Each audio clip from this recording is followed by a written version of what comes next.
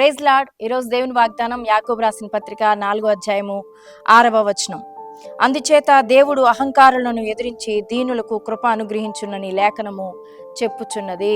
మన దేవుడు కృపగల దేవుడు. ఆ కృప మనకు దొరకాలంటే మనలో దీనత్వం కావాలని దేవుని యొక్క వాక్యం సెలవిస్తూ ఉంది. నిజమే కదా? కృప అంటే అర్థం ఏంటో తెలుసా? దేనిని పొందడానికి మనం యోగ్యులము కాదో, అర్హులము కాదో అది పొందడానికి అర్హతనిచ్చేది దేవుని కృప. అందుకే దేవుడి సన్నిధిలోకి వచ్చేటప్పుడు ఆయన అడిగేటప్పుడు మనం ప్లీజింగ్గా అడగాలి. దయచేసి నాకు ఇది సహాయం చేయి ప్రభు అని అడగాలి. కానీ ఆయన్ని మనం డిమాండ్ చేస్తూ ఏది అడగకూడదు. ఏదైనా మన జీవితంలో ప్రభు కొరకు చేసినప్పుడు, మన జీవితంలో శ్రమ అనుభవిస్తున్న సమయంలో నీ కొరకు నేను ఇలా జీవించాను, ఇలా బ్రతికాను, ఇలా ప్రార్థించాను, ఇలా కానుకిచ్చాను, ఇలా దశంభాగాలు ఇచ్చాను, అయినా నా జీవితంలో నాకు ఎందుకిన్ని కష్టాలు, నా శరీరంలో ఎందుకింత అనారోగ్యం, నా కుటుంబంలో ఎందుకింత అసమాధానం అంటూ దేవుడి మీద సనుగుతూ ఫిర్యాదులు చేస్తూ దేవుడి మీద దెబ్బలాడుతూ మనం అడగకూడదు. ఏదైనా సరే దేవుడి దగ్గరికి మనం వెళ్ళినప్పుడు మన జీవితంలో గొప్ప కార్యాలు పొందాలంటే దేవుడి దగ్గర మనం వినయంగా తగ్గించుకొని దేవుణ్ణి అడగాలి. హిజ్కియా అనే రాజు తను రాజైన తర్వాత చేసిన మొట్టమొదటి పని ఏంటి చెప్పండి?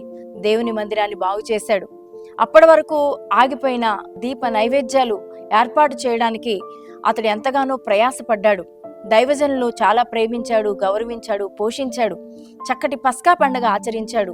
దేవునికి సంతోషపెట్టే కార్యాలు ఎన్నో చేసినప్పటికీ కూడా హిజ్కియా శరీరంలో మరణకరమైన రోగం కలిగి తను మరణమవుతున్నానని తెలిసినప్పుడు వెంటనే దేవుడి దగ్గర ఇలా బ్రతిమిలాడుకున్నాడు. దయచేసి నీ దాసుడినైన నేను నీ సన్నిధిలో ఎట్లు జరిగించుతునో దయతో కృపతో జ్ఞాపకం చేసుకో ప్రభువా అని అడిగాడు. కానీ నా జీవితంలో నీ కోసం నేను ఎన్నెన్ని చేశానని దేవుడి మీద దెబ్బలాడలేదు.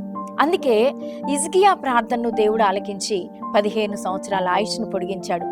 పరిసయుడు సుంకర్ అనే వాళ్ళు దేవాలయంలోకి వచ్చినప్పుడు పరిసయుడు ఈ రీతిగా ప్రార్థన చేస్తున్నాడు. నేను వారానికి 2 మార్లు ఉపవాసం ఉంటున్నాను, నా సంపాదన అంతట్లో 10వ భాగాన్ని ఇస్తున్నాను, ఈ సుంకర్ వలె దొంగల వలె నేను ఉండట్లేదు అని చెప్పి తనకు కలిగిన అర్హతలేంటో దేవుడి సన్నిధిలో నిలవబడ్డానికి, దేవుడి సన్నిధిలో ప్రార్థించడానికి తను పొందిన అర్హతలు ఇవి అని చెప్తూ ఉన్నాడు.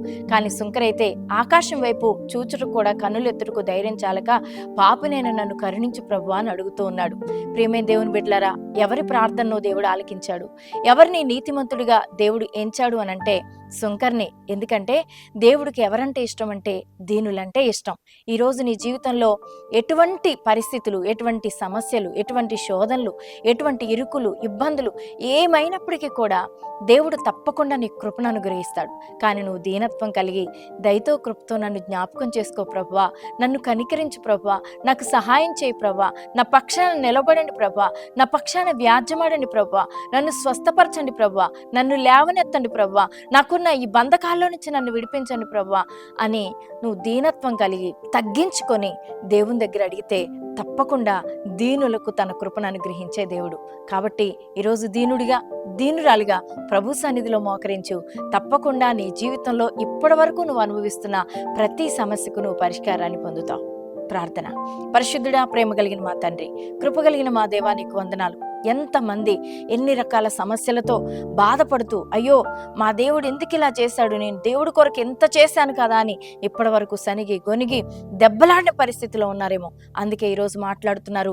ప్రతి ఒక్కరికి కూడా దీనత్వాన్ని నేర్పించండి. మేము దీనులంగా నీ సన్నిధిలో ప్రార్థించి అయ్యా కృపగలిగిన నీ ద్వారా అనేక గొప్ప కార్యాలు పొందుకోవడానికి మీరే సహాయం చేసి దీవించమని యేసు నామములో ప్రార్థిస్తున్నాను తండ్రి. ఆమేన్.